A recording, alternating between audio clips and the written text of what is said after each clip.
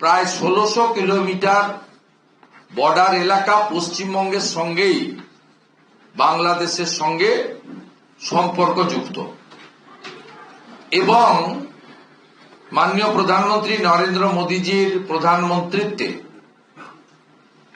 কেন্দ্রীয় স্বরাষ্ট্র দপ্তরের মন্ত্রী আগের রাজনাথ সিংজি, বর্তমানে অমিত শাহজির বিশেষ উদ্যোগে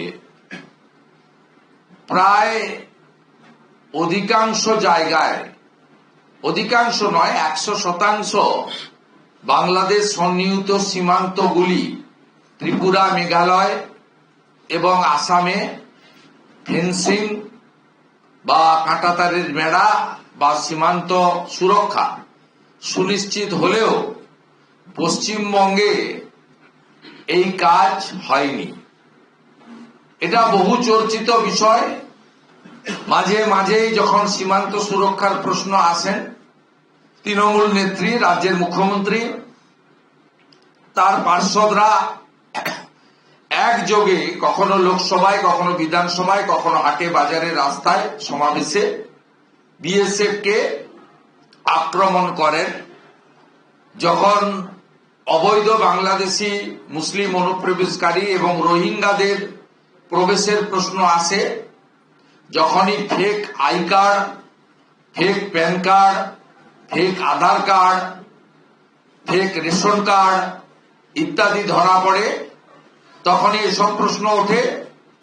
যখনই ইন্দোরের সেক্স র্যাকেট থেকে শুরু করে হরিহরপাড়া, মুর্শিদাবাদে আনসারুল বাংলার 7 শেখরা গ্রেপ্তার হয় জঙ্গি মডিউল, যখন খাগড়াগড়ের ঘটনা ঘটে, তখন এইসব প্রশ্ন ওঠে। আর তৃণমূলের নেত্রী থেকে, মুখ্যমন্ত্রী থেকে মুখপাত্ররা বলেন যে বিএসএফ দায়ী, অমিত শাহজি দায়ী, স্বরাষ্ট্র দপ্তর দায়ী, বিজেপি দায়ী, ভারত সরকার দায়ী।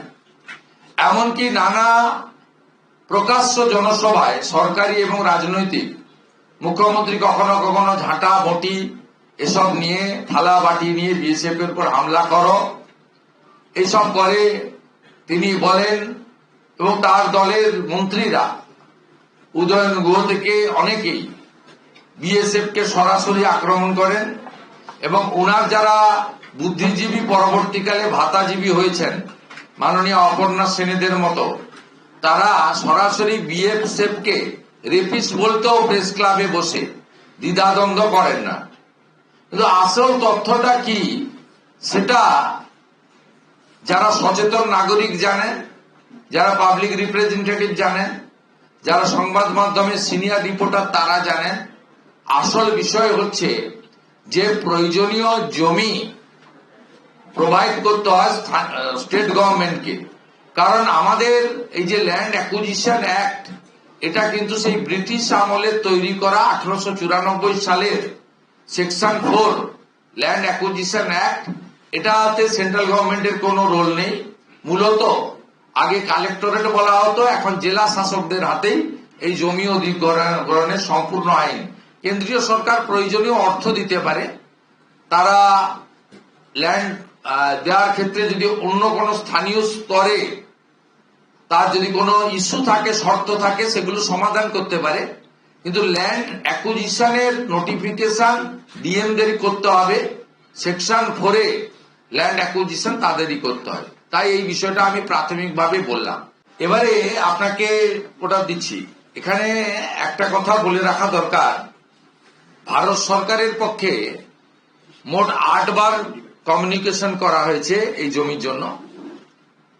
5 বার স্বরাষ্ট্র সচিব এসেছেন গোবিন্দ মোহনজি।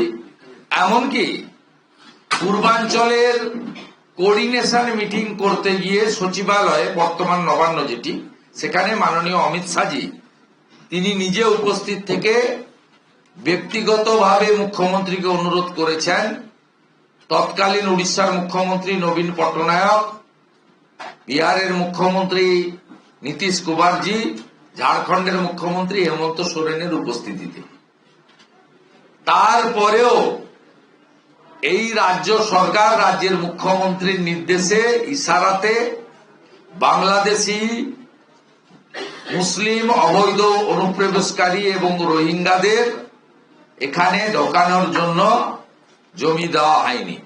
এত বড় একটা জাজমেন্ট এবং এত বড় জাতীয় সুরক্ষার বিষয়, এটা অনেকগুলো ইস্যুর মধ্যে, মানে কালো চাদর টাদর, নাটক টাটক, এসব অনেক কিছু তো চলছে।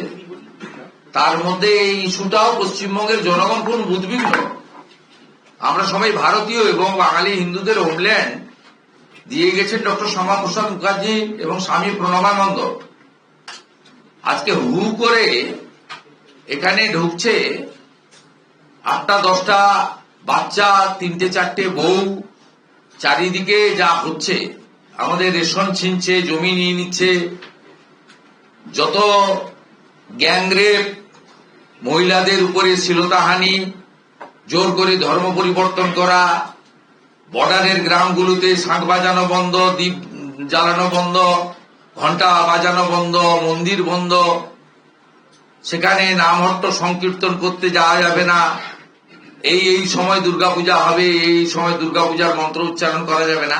এই যে একটা ভয়ঙ্কর আইন শৃঙ্খলা, ধর্ম পালনে বিপন্নতা এবং সর্বোপরি ডেমোগ্রাফি চেঞ্জ, অর্থনীতি এবং সমাজে সরাসরি যে প্রভাব হচ্ছে, এই প্রভাব থেকে মুক্তি ঘটানোর ক্ষেত্রে যে জমি দেওয়ার লড়াই মাননীয় প্রধানমন্ত্রীর নেতৃত্বে ভারত সরকার করছিলেন, অমিত শাহজি নিজে নেতৃত্ব দিয়েছেন, নিজে নবান্নতে গিয়ে মুখ্যমন্ত্রীকে ব্যক্তিগত অনুরোধ করেছেন এবং একজন আদর্শ ভারতবর্ষের সন্তান lieutenant general retired Subrata Saha, তিনি এই মামলা নিজ উদ্যোগে, নিজ ব্যবস্থাপনায় এত বড় একটা আইনি লড়াইয়ের পরে যে একটা ল্যান্ডমার্ক জাজমেন্ট এসেছে, এইটা এবং তার পরিপ্রেক্ষিতে অমিত শাহজির পার্লামেন্টের ভাষণ এবং বর্তমান ভাষণ, এটা জনগণকে জানানোর উদ্দেশ্যই খুব ভালো করে যারা লাইভ দেখছেন, যারা পরবর্তীকালে সোশ্যাল মিডিয়া দেখবেন, যারা main stream media, electronics, print, ইউটিউবাররা এই বিষয়টা আলাদা করে দেখবেন।